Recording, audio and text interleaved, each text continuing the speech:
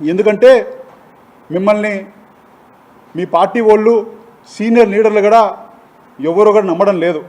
అందరూ కూడా మీ మీద ఇంకా మీకున్న గర్వానికి మీకున్న తలపొగురికి వాళ్ళందరూ కూడా ఈరోజుకి కూడా మిమ్మల్ని చూస్తే ఒక లీడర్గా మిమ్మల్ని చూడడం లేదని కూడా ఇక్కడ మీకు తెలియజేస్తున్నా. అదేవిధంగా మీరు ఇంకొక మాట చెప్పడం జరిగింది, అవినీతి పరులం అని చెప్పి. ఈరోజు తెలియజేస్తున్న మా తాతగారు మన్రెడ్డి గారు ఆ రోజు స్టూడెంట్ ప్రెసిడెంట్ కూడా మీ నాన్నగారికి కూడా తెలుసు. మా తాతగారికి తిరుపతిలో 8 ఎకరాల పొలం ఆ రోజు ఆనాడు 50 ఏళ్ళ ముందు, ఎందుకంటే మా తాతగారి మదర్ సైడు ఫాదర్ సైడు ఆయన ఒక్కడే వారసుడు. ఆయనకి 8 ఎకరాల పొలం ఆనాట్లో ఉండేది. సుమారు కొన్ని వేల కోళ్ల ఫారాలు ఉండేవి మాకు. మీకు ఎక్కడో పల్లెటూరులో నాలుగవరపల్లి లోపల 2 ఎకరాల పొలం ఉండేది.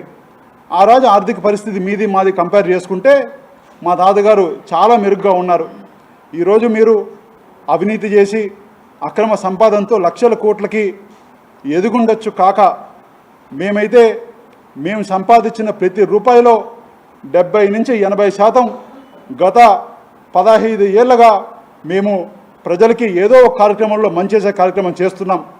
మీరు దాన్ని ఎంత అవహేళనంగా నిన్న చీరలు ఇస్తారు బట్టలు ఇస్తారని చెప్పి మా అక్క చెల్లెలకి మా కాన్స్టిట్యున్సీ వాళ్ళకి మేము ఏదన్నా ఒక మంచి కార్యక్రమం చేస్తే వాళ్ళని అవమానించేలాగా అంత అవహేళనంగా మీరు మాట్లాడినారంటే నిజంగానే మీ సంస్కారం ఇక్కడ తెలుస్తుందని చెప్పి నేను ఇక్కడ తెలియజేస్తున్నా.